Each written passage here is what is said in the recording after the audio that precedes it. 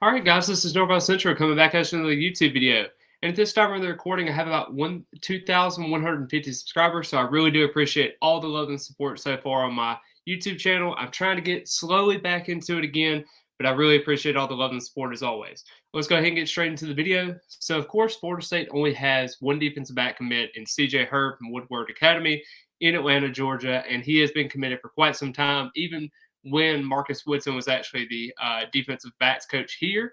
And he really has that good relationship with Florida State. He is a Florida State fan. His family is Florida State fans as well. He has a lot of ties with Florida State so far. He has kind of flirted with some visits, and some schools have been kind of out there, but he has showed up to campus consistently at this point. And I do think that this is a kid that Florida State wants to hang on to. Now, going on to some of the other defensive back commits that we're trying to get into the program, you got a guy like Charles Lester, five-star cornerback, moved over to Venice High, Venice, Florida, and I think that's a guy that Florida State really covets. He's top of their recruiting board at this point. Then you got a guy like Julius Solomon, who actually named Florida State his top school after this official visit this weekend. You know, he was wearing the all whites. We all know what that indicates a lot of times with Florida State commits. He did drop a top 5 earlier today after he had a big surprise. I definitely think Florida State sits in a really good spot. I know that he wants to go out and visit a couple other schools before kind of making his decision, but can Florida State be able to kind of levitate into that recruitment and be able to kind of get his services in? That's another question for another day. Then you also got Kevin Levy as well. He's another guy Florida State really likes, and actually cousins with the guy I'm going to be talking about today in four-star cornerback Ricky Knight. He actually transferred over to Cardinal Newman, and I think that's a situation where Florida State feels really, really good in his recruitment so far. They were his first ever offer on January 15th of 2023. Patrick Surtain was actually offered or hired on January the 18th. So that is something to kind of monitor there. They were able to keep the relationship going. That first ever offer really meant a lot to Ricky Knight Jr. or Ricky Knight III. And I do think that this is a situation where Florida State and Miami are going to be the two schools involved because they did offer on the same day at that point. He also took official visits to Penn State and Illinois. Don't really quite think those two teams are going to be quite involved with this recruitment, but he did say on a social media account that he is going to be deciding on July 1st. Interesting part is I thought Florida State had a pretty good feel for what they were going into during the Florida State official visit weekend. And now that he's taken his last official visit to Miami, it starts to scare me a little bit. I don't quite feel those warm and fuzzies as we go through this, but I do think as of right now, they are the crystal ball leader with Florida State.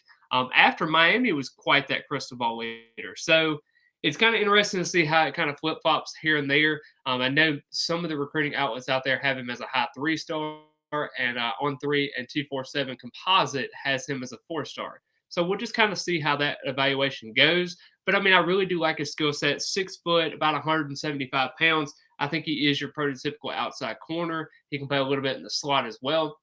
I do think he's a very, very talented athlete. Now, I do think what Florida State's going to have to do is I think they're going to have to get Charles Lester at the end of the month on July 29th or 28th, I guess, is when he's doing his commitment ceremony. But they have to get him in the class. That is number one priority. And I think Ricky Knight can be your number 2 cornerback. Maybe if Julius Solomon actually commits, will he be your cornerback number 2 and Knight be your number 3? Just kind of depends on how you go. I do like Ricky Knight the third as a prospect. I think he's going to be a very, very special player. But can he be able to commit to Florida State? We'll have to see. Those South Florida kids are kind of all over the place sometimes with those recruitments. But I do think that Florida State is in a decent spot for Ricky Knight right now.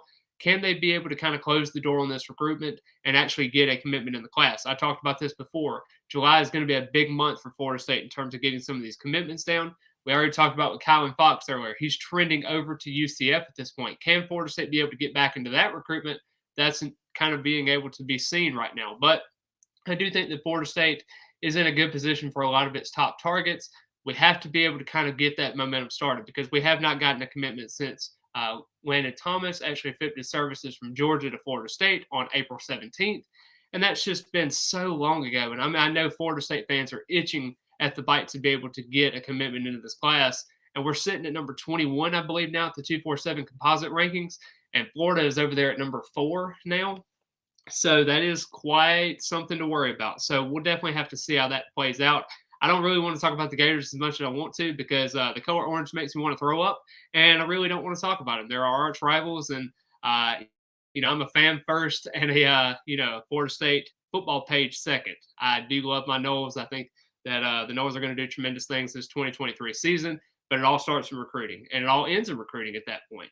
I do think Florida State's going to be able to be a successful program, and I think it starts with getting some of these South Florida kids into the program at this point. But I really appreciate all the love and support as always. Be sure to comment your thoughts on what you think about Ricky Knight III and how his recruitment is going to go as we get into the July 1st. I really appreciate it as always, and go Noles.